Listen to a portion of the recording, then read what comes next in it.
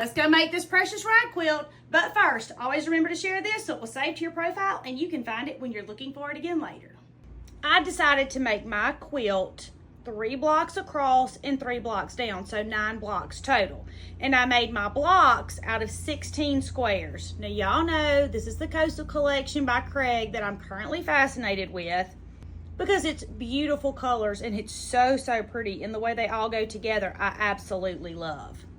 I've already made 8 of my 9 blocks, so we can do this full tutorial in one video. So I'm gonna make the 9th block with you. Now the first thing we're gonna do is take our 16 squares and lay them out. Now, just like you, the hardest part for me is deciding where my fabric goes because I want it to be perfect. And I know y'all do too. So let's make sure y'all can see it. This is what I want my quilt block to look like. So I'm gonna pick up these 4 squares and I'm gonna sew those together, and I'm gonna lay that row down, and then I'm gonna sew this row and this row and this row. Starting with the first row, I'm gonna pick them up and lay them on top of each other just like this. And so when I pick it up, I will turn it over and get the first 2 pieces, pretty side to pretty side, line them up, and I'm gonna sew down this side, straight stitch, 1/4 inch seam, back stitching when I start and when I stop, because my grandma said so. I hope y'all are loving this Coastal Collection as much as I am. I'm gonna open that up, pick up my next square, and lay it pretty side to pretty side. Sew that with a straight stitch and a 1/4 inch seam. Back stitching when I start and when I stop. Now I'm going to get my 1/4 inch seam by following the edge of my fabric with the edge of my presser foot. Lots of y'all tell me that every presser foot is not a 1/4 inch, so make sure that yours is, although the ones that I've seen are. And you'll get a pretty nice straight seam if you will not watch your needle. Just watch your fabric and the edge of your presser foot. Now I have 3. I'm gonna pick up my 4th one and lay it pretty side to pretty side. I'm gonna sew a straight stitch down it. After I sew this one together, I'm gonna lay it down, and then I'm gonna sew this row, and this row. I'm sewing all of these the same way with a straight stitch and a 1/4 inch seam. I'm back stitching when I start and when I stop because y'all know my grandmother terrified me. If you're concerned about the placement of your blocks, just take a photo before you pick them up to start to sew, and that'll take care of it. I've sewn mine, you've sewn yours. I'm gonna go iron mine, you go iron yours. I'll be right back. I'm back. Okay, so I did not iron mine to one side or the other. Do you see how that one's kind of a wreck? But I don't care. I only care that the front of mine are reasonably flat so that when I sew them together, it looks nice. They're mowing my grass outside right now, which I absolutely love. Thank you, Papa. I'm also not nesting my seams. Nesting your seams simply means that your seams are ironed in opposite directions. So you have this seam going in this direction, and you would have this one going in that direction. Can you see that, where they're going in 2 opposite directions? I'm not nesting my seams, but if you want to nest them, I want you to. What I am going to do is pick up 1 block or row of blocks and pick up the 2nd row, and I'm going to lay them pretty side to pretty side, just like this. And I'm gonna sew down this side, making sure my seams match with a straight stitch and a 1/4 inch seam. Back stitching when I start and when I stop, because my grandma said so. Craig is the guy that I met at the Missouri Star Birthday Bash, the one that's on the reality TV show that's based out of Charleston. After I've done that, I'm gonna open it up. I'm gonna lay my next row over on top of it. I'm gonna line up my seams, and I'm gonna sew this straight stitch, 1/4 inch seam, back stitching when I start and when I stop, and then I'm going to open that up and add my last row.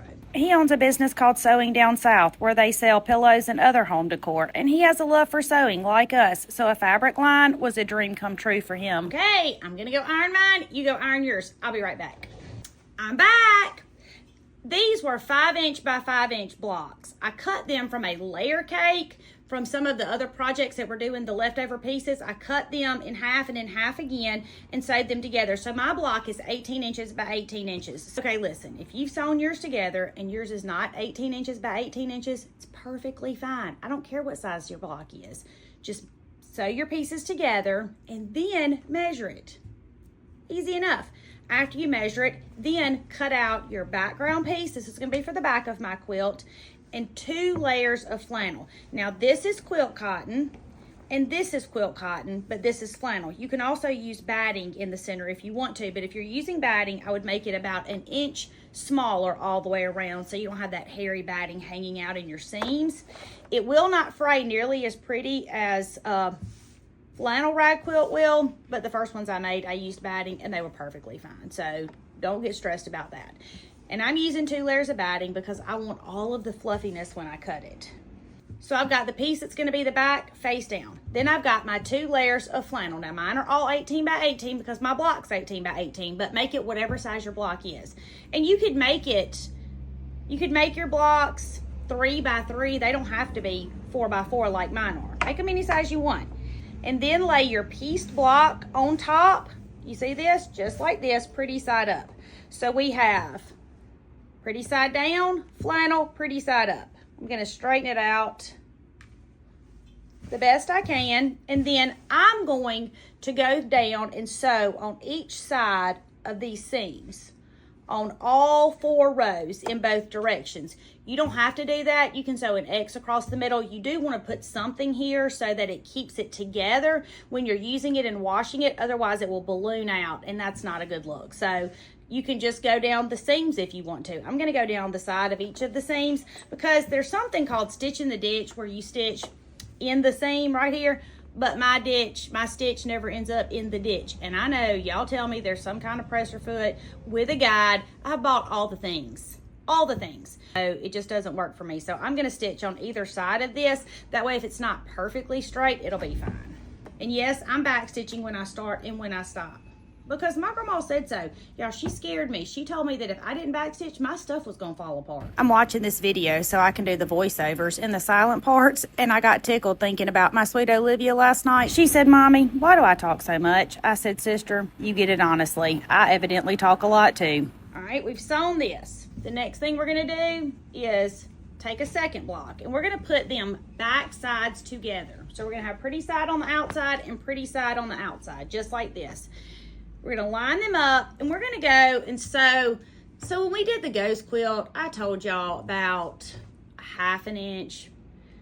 Probably needs to be at least a 1/2 inch, if not a little bit bigger, because every rag quilt that I've made, when I'm clipping, I have cut the stitches because I've not left enough space to clip. So just make sure that you sew it far enough in that you have enough space to clip. But whatever your seam allowance is, whether it's a 1/4 inch, a 1/2 inch, a whole inch, whatever you're doing, make sure that it's the same when you sew all of them together. That way when you sew your rows together, all of your corners will match up.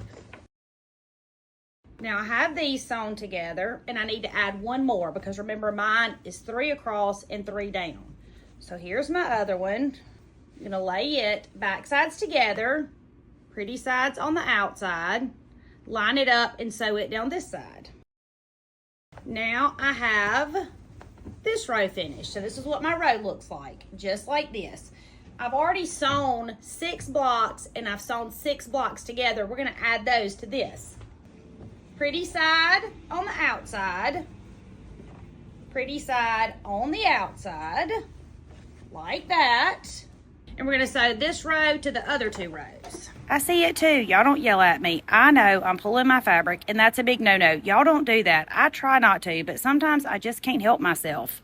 Now, after I've sewn all of my rows together, I'm going to go and sew a seam all the way around so that I have some room to clip it on the edges so it can fray nice and pretty too. I sewed about 1 inch in all the way around because I wanted plenty of room. I keep having to fix my seams, and I know I'm still going to have to fix them. I'm just trying to minimize the number of seams I have to fix because I've clipped it when I'm clipping my edges. Okay, I've sewn all the way around. Now I've already started clipping the ones that I had sewn before we got started today because I wanted y'all to be able to see all of it. And I knew y'all did not want to sit here and watch me sew for 2 straight hours. So I did some of this, and we're going to go around and clip all the way around the outside, and we're going to clip every seam. Do you see how I clipped this seam and this seam and this one and this one? So we need to clip the ones that we just have sewn, and I clipped them a 1/2 inch last time, and y'all yelled at me, but you know what? You were right. You were absolutely right. The closer you clip them together, the furrier it is. So I've been trying to clip them at like a 1/4 inch And somebody said 1/8 of an inch, but y'all, I don't know if I've got that kind of patience. But I'm gonna try to clip them a little closer together so we get it a little more furry. And after we clip them, then we're gonna wash it. And when we wash it, the wash machine is gonna do the rest of the work. But when you put this in your dryer, you need to empty the lint when you start, and then you need to empty it about 10 minutes in, and then again every 10 minutes, and when you're finished, it will fill your lint catcher up with all of this. And you may want to go outside when you're clipping, or your husband might be not so happy with you, because it does make a disastrous mess, but it is adorable when it's finished. And it's such a good weight. It's heavy, but it's not really thick. It's a good size. And you can make them in all different kinds of patterns. So this one is 16 patch quilt block. And there's 9 of them, 3 across, 3 down, 5 by 5 inches. But you could make these 9 patches. You could do the same 16 patch, and in every other one, you could do an applique. The sky's the limit. You can create all of the things. So I'm gonna clip mine with these handy dandy, these are Fisker spring action shears, and they're actually made for clipping rag quilts, and they are the bomb diggity. They're so much easier to use than regular scissors. And you can use regular scissors if you want to. They're just not nearly as fast as these are. All right, you clip yours, I'm gonna clip mine. Ready? Bum, bum, bum. Look what you just made in just a few minutes. Rag quilts are my newest obsession because they're easy, they're super cute, and they're a lot of fun to make. My name is Tammy. I'm your favorite sewing teacher, and I would love for you to come sew with me.